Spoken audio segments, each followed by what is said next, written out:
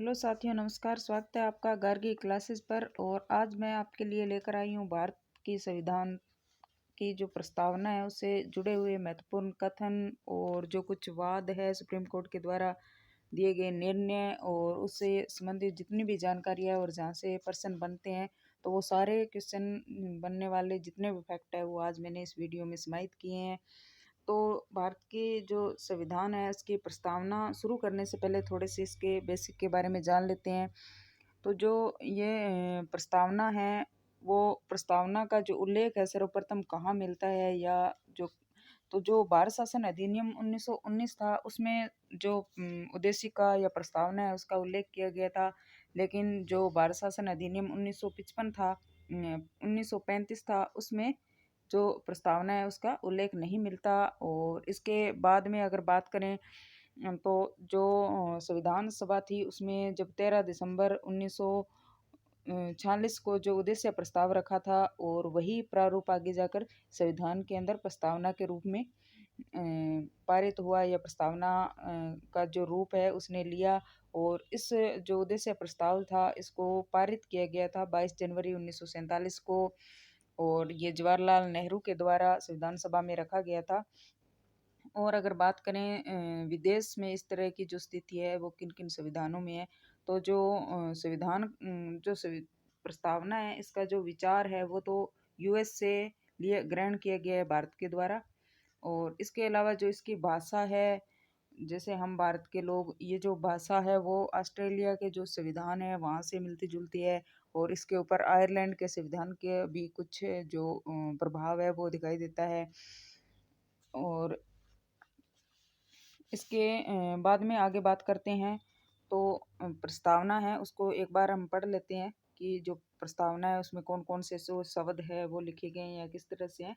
तो हम भारत के लोग भारत को एक संपूर्ण प्रभुत्व संपन्न समाजवादी पंथ निरपेक्ष गणतंत्रात्मक गणराज्य बनाने के लिए उसके समस्त नागरिकों को सामाजिक आर्थिक राजनीतिक न्याय विचार अभिव्यक्ति विश्वास धर्म उपासना की स्वतंत्रता प्रतिष्ठा व अवसर की समता कराने के लिए तथा उन सब में व्यक्ति की गरिमा राष्ट्र की एकता अखंडता सुनिश्चित करवाने वाली बंधुता बढ़ाने के लिए दृढ़ संकल्प होकर अपने इससे संविधान में आज तारीख 26 नवंबर 1949 को एक्ट द्वारा इस संविधान को अंगीकृत अधिनियमित आत्मार्पित करते हैं।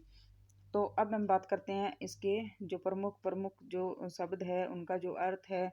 तो जो हम भारत के लोग जो शब्द है इसका ये अर्थ है कि जो संविधान की जो शक्ति है वो जनता के अंदर निहित है या जनता के द्वारा इसको जो निर्माण किया गया है। इसके अलावा भारत को प्रभुत्व संपन्न यानी कि भारत है वो किसी दूसरे का गुलाम नहीं है, ये एक संप्रभुता है वो इसी भारत के अंदर भारत की संप्रभुता निहित है।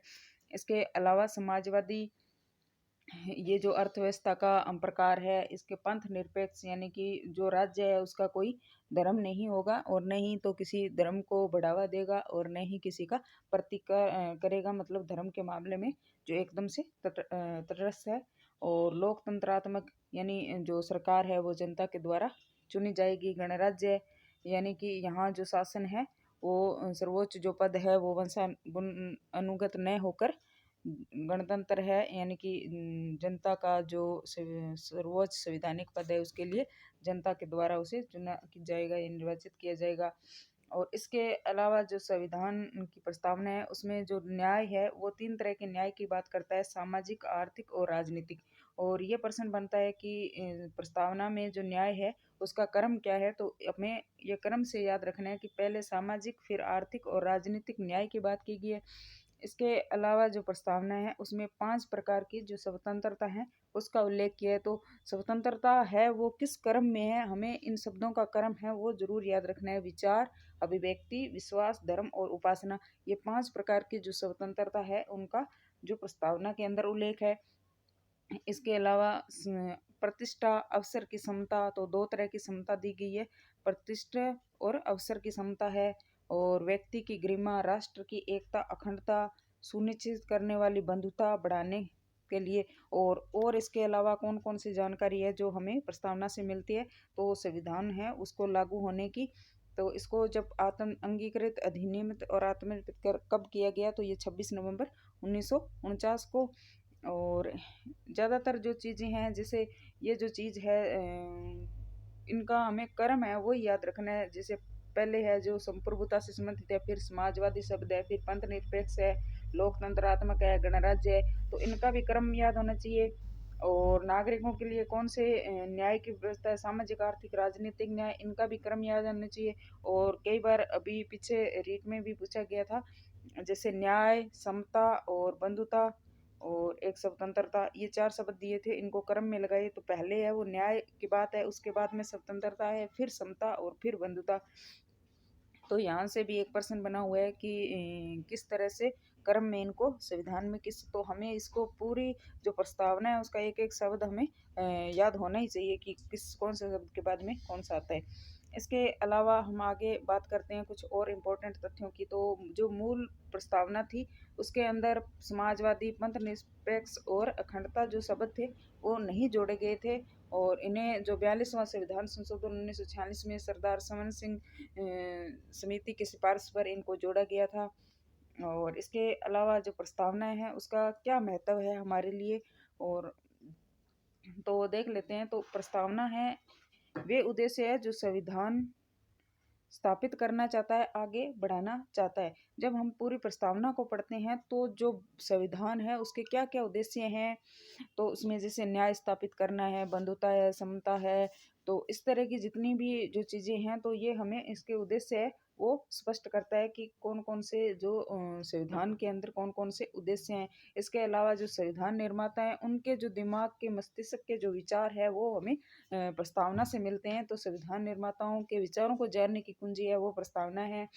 और इसके अलावा जहाँ भी संविधान के जो अनुच्छेद है उनमें जहाँ जहाँ अस्पष्टता है, तो उन्हें स्पष्ट करने का जो एक मार्गदर्शक का काम करती है वो भी प्रस्तावना है वो करती है।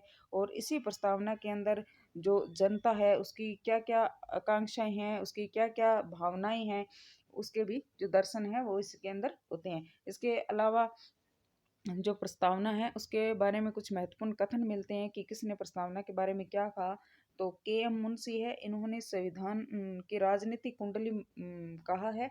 तो आप याद, ये बहुत बार पूछा जाता है कि संविधान को जन्म कुंडली या राजनीतिक कुंडली है वो किसने कहा, तो के एम मुंशी ने। आप इसको ऐसे याद कर रहे मुंशी की कुंडली। और एन पालकीवाला, इन्होंने जो उद्देशिका है या प्रस्तावना है उसको संविधान का परिचय पत्र कहा। तो यहाँ भी परिचय पैसे शुरू हो रहा है, पालकी वाला यानी पालकी का परिचय, आप ऐसे इनको याद कर सकते हैं। इसके अलावा जो प्रस्तावना है क्या वो संविधान का भाग है या नहीं, इस तरह के बहुत सारे विवाद है वो सुप्रीम कोर्ट में भी चुके हैं कि जो प्रस्तावना है क्या वो भारतीय संविधान का भाग है या नहीं है। तो इससे संबंधित जो पहला जो मामला है वो 1960 में आता है। और इस केस को बेरुबारी वाद के नाम से जाना जाता है। और बेरुबारी जो क्षेत्र था वो पश्चिम बंगाल में स्थित था और वर्तमान जो बांग्लादेश में वहाँ चला गया था। तो इसको 9वें संविधान संशोधन के द्वारा जो भारत के लोगों ने बांग्लादेश को सौंप दिया था। और इसी वाद को जब सुप्रीम कोर्ट में चैलेंज किया गया तो उस वाद में कहा गया था कि जो प्रस्तावना है वो संविधान का अंग नहीं है। और ये प्रश्न अभी हुई जो परीक्षा है उसमें पूछा गया था, शायद एसएसटी में था, रीट के अंदर ही, थर्ड ग्रेड के अंदर।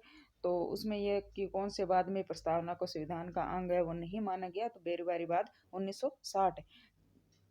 इसके अलावा सबसे जो भारतीय इतिहास का एक और जो सुप्रीम कोर्ट का जो निर्णय है जिसे हम मील का पत्थर मानते हैं, तो वो 1973 में यानी 24 अप्रैल 1973 को ये इसका जो डिसीजन है वो आता है। और इसमें कहा गया कि संविधान प्रस्तावना है वो संविधान का अंग है। और जो संसद है वो संविधान के अगर मूल ढांचे को छोड़कर और इसके अलावा इसके अंदर संशोधन है वो कर सकती है। तो इसके अंदर प्रस्तावना को अंग घोषित, इसमें देखो बेरुआरी जो वाद था उसके विपरीत इसमें फैसला दिया गया, यानी पहले के दिए हुए निर्णय को इसमें बदल दिया गया। और इसके अंदर एक सबसे जो मूल ढांचे का सिद्धांत है जो वो उभर कर हमारे सामने आता है। इसके अलावा 1994 का एक और वाद है, एसआर मुंबई वाद। और इस वाद में जो पंथ निरपेक्षता है, जो प्रस्तावना में शब्द आता है पंथ निरपेक्षता, उसको संविधान का मूल ढांचा घोषित किया गया। और इससे पहले भी जो केशवानंद भारती बनाम जो केस है 1973 का, अभी हमने पढ़ा है, उसके अंदर भी पंथ निरपेक्षता को संविधान का मूल ढांचा बताया गया था।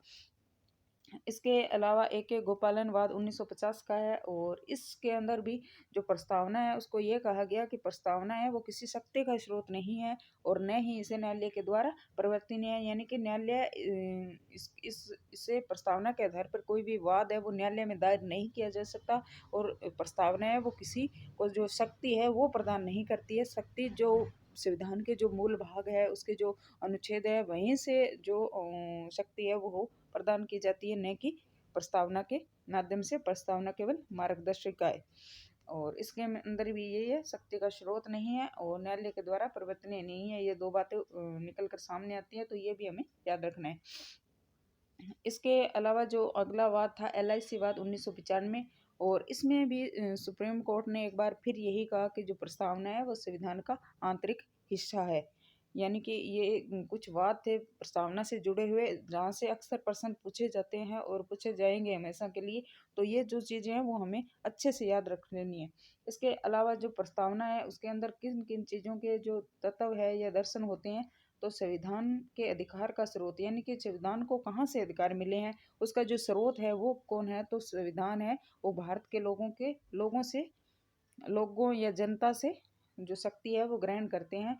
जैसे जो पहली लाइन है उसका शब्द भी यही है कि हम भारत के लोग, ठीक है। और इसकी जो प्रकृति है वो कैसी है, भारत राज्य की, तो जो प्रकृति है वो एक संपूर्ण प्रभुत्व संपन्नवादी है, यानी ये किसी का गुलाम नहीं है, किसी का उपनिवेशवादी है।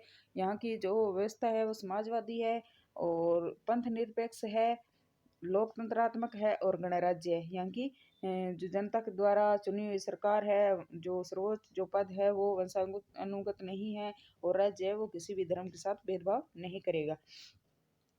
इसके अलावा जो उद्देश्य का के अंदर और कौन कौन से जो संविधान के उद्देश्य है वो देख लेते हैं। तो इसमें न्याय स्थापित करना है, सभी को स्वतंत्रता प्रदान करना है, समानता प्रदान करना है, बंधुत्व है। तो ये 4 प्रकार के जो उद्देश्य हैं ये हमें इसमें दृष्टिगोचर होते हैं। इसके अलावा जो संविधान लागू होने की तिथि है वो है 26 नवंबर 1949। और इसके अलावा जो अंत में जो 3 शब्द लिखे हुए थे, अंगीकृत, अधिनियमित और आत्मार्पित, तो मुझे लगा भी ये भी इम्पोर्टेंट है। भी इनका अर्थ है वो हर विद्यार्थी को या हर जो तैयारी करने वाले व्यक्ति को पता होना चाहिए। इसमें भी ऐसे प्रश्न पूछ बनने की संभावना है कि अंगीकृत का अर्थ क्या है, अधिनियमित का क्या है, आत्मार्पित का क्या है। अगर आपको वीडियो पसंद आ रहा हो तो वीडियो को लाइक जरूर कर दें, और कमेंट में बताना कि वीडियो कैसा लगा। तो इसका 2 अर्थ है वो देख लेते हैं। अंगीकृत का अर्थ होता है संविधान को अपनाना या उसे ग्रहण करना। इसके अलावा है अधिनियमित, इसका मतलब होता है जो संविधान के अंदर जो कानून बनाए गए हैं उन कानूनों को वास्तव में लागू करना, यानी संविधान को लागू करना। इसके अलावा आत्मा अर्पित, यानी संविधान को समय को सौंपना और समय को समर्पित करना। ये जो इनके अर्थ है। तो वीडियो देखने के लिए धन्यवाद, और वीडियो को लाइक, शेयर और चैनल को सब्सक्राइब जरूर करना। Thank you.